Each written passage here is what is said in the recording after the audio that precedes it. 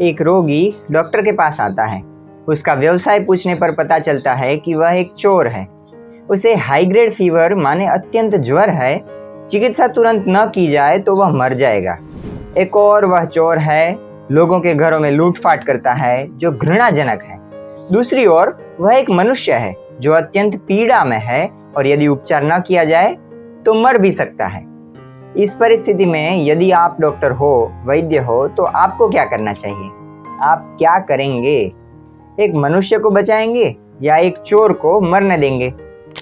आइए इस वीडियो में जानते हैं आयुर्वेद के द्वारा इस विषय पर बताए गए नियम। नमस्कार, मैं सारंग पटेल रामपुरा लाट गुजरात से आपका स्वागत करता हूं। मैं नेचुरोपैथी एवं आयुर्वेद का अभ्यासी हूं। शारंगधर संहिता में 20 और 21वें श्लोक में स्पष्ट रूप से इस विषय में बात की हुई है। एक वैद्य को किसकी चिकित्सा कभी नहीं करनी चाहिए, यह लिखा हुआ है। श्लोक कुछ इस प्रकार है। मूर्खश्चौरस तथा म्लेच्छो ब्रह्मघ्नो मत्स्य घातकी द्वेष्टा च ग्रामकूटश्च वंचको मांस विक्रयी एतांस्तु व्याधिना ग्रस्तान न कुर्यान् शमन क्रियाम तेषाम जीवाप्ति संदाता वैद्यो भवति पापभाक्। इन श्लोकों में क्या कहा? एतांस्तु व्याधिना ग्रस्तान माने इतने लोग चाहे कितने भी बड़े रोग से ग्रसित हो, न कुर्यान् शमन क्रियाम, उनके रोग शमन की अर्थात रोग को मिटाने वाली चिकित्सा कभी नहीं करनी चाहिए। किंतु ऐसा क्यों?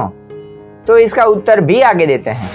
तेषाम जीवाप्ति संदाता, उनको पुनः जीवन प्रदान करने वाले वैद्य वैद्यो भवति पापभाक्, वो रोगियों के पाप में भागीदार बन जाते हैं। आयुर्वेद में रोग होने के विविध कारण बताए हुए होते हैं। उसमें से एक पूर्व जन्म के कर्म भी हैं। हम बोलते हैं ना कि किया हुआ हमें भुगतना ही पड़ता है। अतः कुष्ठ रोग माने स्किन डिसीज होने का एक कारण पूर्व जन्म के कर्म बताया हुआ है। अतः ऐसे लोगों की चिकित्सा वैद्य को कभी नहीं करनी चाहिए। चलिए अब शीघ्रतया संपूर्ण सूची देख लेते हैं जिनकी चिकित्सा हम नहीं करेंगे। सर्वप्रथम है मूर्ख, आगे है चोर, आगे है म्लेच्छ। म्लेच्छ माने जो वैदिक संस्कृति को अमान्य करता हो। ब्रह्मघ्न माने ब्राह्मण की हत्या करने वाला। मत्स्य घातकी माने मछली मारने वाला, मच्छी मार। इनकी चिकित्सा न करने कहने का कारण यह हो सकता है कि संपूर्ण समाज वेजिटेरियन होना चाहिए। यदि मछली मारेंगे तो पाप भी लगेगा और नॉन वेजिटेरियन लोग भी बढ़ेंगे। आगे है द्वेष्टा, अर्थात सभी लोगों का द्वेष करना। भारतीय लोगों की मनोवृत्ति पर एक जोक भी है। संपूर्ण विश्व में से विविध देशों से लाए गए मेंढकों की एक प्रदर्शनी थी। अमेरिका, इंग्लैंड, जापान, फ्रांस सभी देशों के मेंढक थे।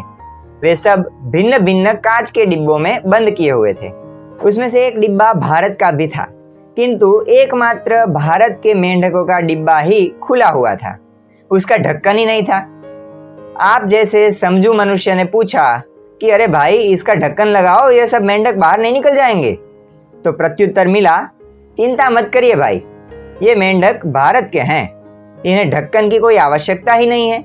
क्योंकि जब भी कोई एक मेंढक डिब्बे से बाहर निकलने का प्रयत्न करेगा, पीछे से बाकी के सभी मेंढक उसका पैर पकड़कर उसे नीचा खींच लेंगे।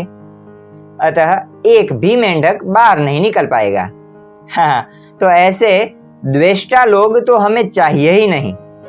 आगे हैं ग्रामकूटश्च, अर्थात गांव को पीड़ा देने वाला। तत्पश्चात है वंचको, अर्थात लोगों को ठगने वाला। इन्हें आज की भाषा में स्कैमर्स भी कह सकते हैं, जो आपको प्रतिदिन फोन करके आपको सताते हैं एवं आपके बैंक को चाँव कर जाते हैं। तत्पश्चात अंतिम है मांस विक्रयी, अर्थात मांस बेचने वाला। इसकी भी चिकित्सा करने पर निषेध है।